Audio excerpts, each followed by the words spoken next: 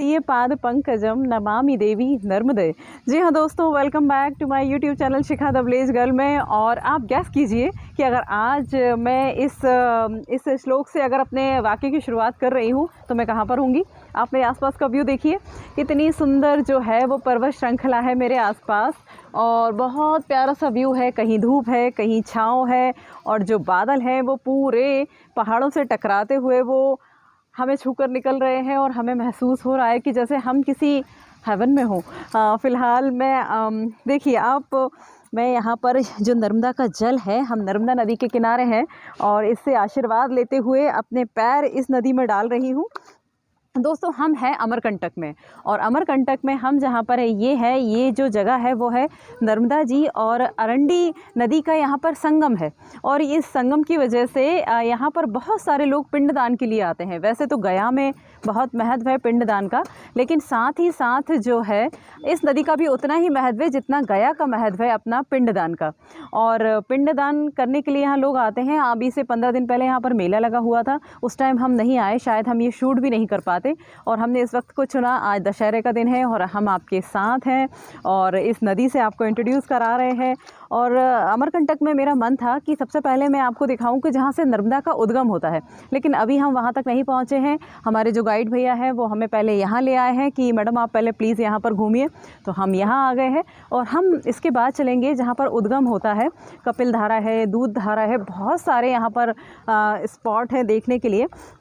लेकिन इस नदी पर आके इतना सुकून मिला कि मेरा अभी वहाँ जाने का मन नहीं है, लेकिन भैया ने कहा कि आपको मैं वहाँ लेकर चलूँगा और आप वहाँ पर देखिएगा, आपको बहुत अच्छा लगेगा। फ़िलहाल तो ये जगह मुझे बहुत अच्छी लग रही है। मैं कोशिश करूँगी आपको यहाँ के सारे खूबसूरत पॉइंट से आपको रूबरू कराने की। और अमरकंटक के बारे में आपने वैसे तो सुना ही होगा और बहुत सारा यूट्यूब में देखा भी होगा, लेकिन मैं आज आपको यहाँ आने के बाद माँ नर्मदा की जो भगवान की जो मूर्ति है, मैया की जो मूर्ति है, मैं उससे भी आपका परिचय कराऊंगी, उसके भी आपसे दर्शन कराऊंगी। फ़िलहाल तो आप ये देखिए, यहाँ पर जो मंदिर की पुजारन दीदी हैं वो भी यहाँ पर बैठी हुई हैं, वो यहाँ पर कपड़े धो रही हैं। और मैंने उनसे कहा कि दीदी जब तक मेरा ये वीडियो शूट हो प्लीज़ आप बस कुटाई मत करना कपड़ों की, और हम माँ नर्मदा के दर्शन करेंगे, मंदिर का व्यू दिखाएंगे आपको। और उसके बाद नेक्स्ट पार्ट में हम चलेंगे कपिल धारा के लिए और दूध धारा के लिए। फ़िलहाल तो आप मेरे साथ साथ फील कीजिए कि आप भी अमरकंटक में हैं और इन खूबसूरत सी जगह को आप भी मेरे साथ देख रहे हैं। तो आइए चलते हैं, माँ नर्मदा का मैं आपको दर्शन कराती हूँ। चलो जी हाँ दोस्तों, मैं हूँ माँ नर्मदा मैया के मंदिर में और आप देख सकते हैं नर्मदा मैया की बहुत ही मनमोहक सी प्रतिमा है। और माँ नर्मदा जी हैं, माँ गंगा जी हैं और माँ अरंडी जी हैं यहाँ पर। और मैंने तीनों देवियों को नमन किया है और तीनों देवियों से मैं आपके भी सफल और उज्जवल भविष्य की कामना करती हूँ, आपके स्वस्थ होने की कामना करती हूँ। और मैं माँ से ये दुआ भी करूँगी, ये मैं प्रार्थना भी करूँगी कि माँ मुझे यहाँ दोबारा बुलाएं। और आप मेरे आसपास का व्यू देखिए, यहाँ पर वैसे बहुत सारे लोग आते हैं, लेकिन अभी त्यौहार का टाइम है इसलिए यहाँ पर बहुत कम लोग आए हुए हैं। मैं आपको कुछ और व्यू दिखाती हूँ, आप मेरे साथ आइए। तो है इसी जो परिसर में है एक गुफा है, ये देखिए, ये गुरु राम जी समर्थ की है। यहाँ पर जो है राम सीता जी का मंदिर है, ये गुफा गई हुई है, लेकिन मैं आपको शूट करके इसलिए नहीं दिखा सकती कि बहुत ज़्यादा अंधेरा है।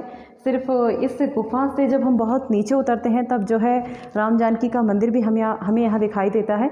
और यहाँ पे कई सारे जो है तपस्वियों ने तपस्या भी की है इस गुफा के अंदर, तो उस गुफा से भी हम आपका परिचय आने वाले वीडियोज़ में कराएंगे।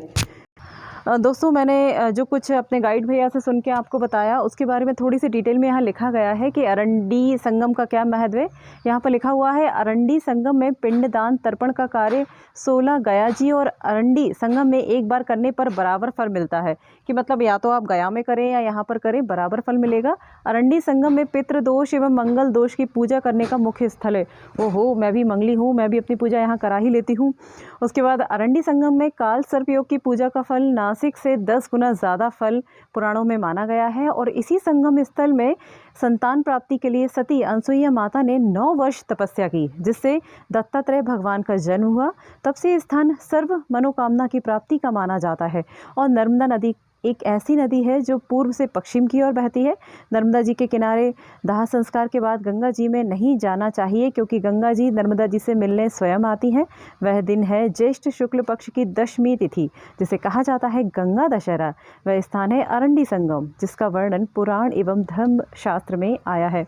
दोस्तों, मैं बहुत ज़्यादा इसके विषय में जानकारी लेकर नहीं आई थी। जो कुछ मुझे बताया गया यहाँ गाइड्स ने बताया, लेकिन मेरे बहुत सारे कॉन्सेप्ट जो हैं इसे पढ़ने के बाद क्लियर हो गए हैं। और बताया है कि ये पूर्ण मनोकामना मंदिर है, तो हम भी कुछ ना कुछ भगवान से यहाँ ज़रूर मांगेंगे और साथ ही साथ पूजा भी ज़रूर करेंगे कि शायद बहुत सारे जो दोष हैं वो भी दूर हो जाए। और लेकिन मैं आपसे ये ज़रूर कहूँगी कि आप अमरकंटक आए तब इस मंदिर को घूमने के लिए ज़रूर आए। और तब तक के लिए जय हिंद, जय भारत और जय नर्मदा मैया।